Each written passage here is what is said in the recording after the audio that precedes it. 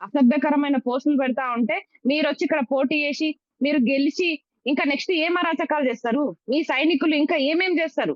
ఇవి కూడా మేము మీరు చూసుకోవాలి గదా! ఇష్టాతీరిగా అస్మా షేక్ ఎటుపోయింది, గౌస్ పాషా తప్పు చేసిండు. గౌస్ పాషాకి, అస్మాకి అన్నా చెల్లెళ్ళ సంబంధం ఉంది. నా రక్త సంబంధి కూడా. ఒకవేళ నేను అదే గూడా చెప్తున్నా గదా! ఒకవేళ నా ఫ్యామిలీ మెంబర్ అయినా, నా సొంత అన్న అయినా అలాంటి తప్పు చేస్తే ఉరి తీయండి అనే చెప్తున్నా. అసలు రైట్. అలాంటి స్టేట్‌మెంట్‌లు చూడరా? ఎంత సేపటికి నా మీద బురద జల్లే ప్రయత్నమే వీళ్ళు చేస్తున్నారు. కాబట్టి రైట్. నేను జనసేన సైనికులకి ఖచ్చితంగా బుద్ధి చెప్తా. మీ నాయకుడు ఇప్పుడు ఎట్లయితే స్పందిస్తలేడో పవన్ కళ్యాణ్ నిజంగా చెప్తున్నా. అసలు ఇంత మహిళల మీద ఇంత అరాచకంగా వీళ్ళు పోస్టులు పెడుతున్నా, మెసేజ్‌లు పెడుతున్నా ఏందండి? అసలు చెప్పుకుంటే సిగ్గుచేటు గాని లాగునింతంకి దిగుతలేరు. మేము మా ఇంట్లో పడం.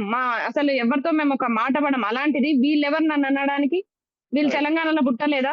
తెలంగాణ కోసం కొట్లాడలేదా? వీళ్ళ పూర్వీకులను అడిగితే తెలుస్తది. తెలంగాణ రాష్ట్రం ఎట్లొచ్చిందనేది. హ్మ్. ఈళ్ళకి వాళ్ళ అభిమాన హీరో ఇక్కడ గెలవడమే గావాలి. గెలిచిన తర్వాత వీళ్ళు జనసేన సైనికులు మాత్రమే బాగుపడడం గావాలి. తెలంగాణ రాష్ట్రం ఆగమైపోయినా పర్లేదు.